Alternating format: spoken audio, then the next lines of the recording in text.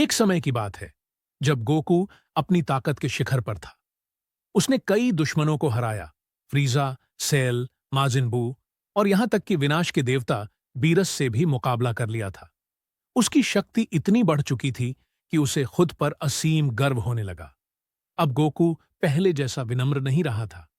वह हर जगह अपनी ताकत का दिखावा करता और दूसरों को कमजोर समझने लगा। जब भी कोई उसे सलाह देता, वह मुस्कुराकर कहता, मेरे सामने कोई टिक नहीं सकता। धीरे धीरे उसके दोस्त उससे दूर होने लगे। वेजिटा ने भी एक दिन गुस्से में कहा, गोकू, तुम पहले अपने दिल के सच्चे योद्धा थे, अब बस एक घमंडी राजा बन गए हो। गोकू ने उसकी बातों को मजाक में उड़ा दिया, लेकिन किस्मत को कुछ और ही मंजूर था। एक दिन धरती पर एक नया योद्धा आया। उसका नाम था रईथोन, एक रहस्यमय सैयन जो दूसरे ब्रह्मांड से आया था। उसकी शक्ति गोकू के सुपर सैयन ब्लू के बराबर लग रही थी। गोकू ने मुस्कुराकर कहा, देखते हैं कौन सच्चा सैयन है। लड़ाई शुरू हुई। गोकू ने पूरी ताकत से वार किया, लेकिन रैथोन ने हर वार को आसानी से रोक लिया। गोकू हैरान था।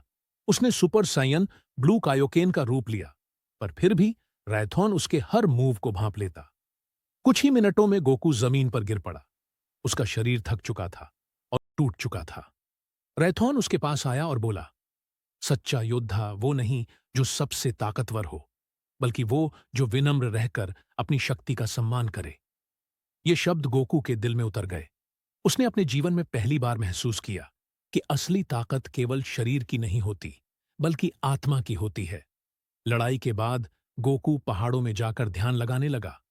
उसने अपने पुराने दिनों को याद किया, जब वह मास्टर रोशी से सीखता था, जब क्रिलिन उसका सबसे अच्छा दोस्त था, जब वह हर जीत के बाद मुस्कुराता था, न कि घमंड करता था। कुछ हफ्तों के ध्यान और साधना के बाद गोकू फिर से वही पुराना विनम्र योद्धा बन गया।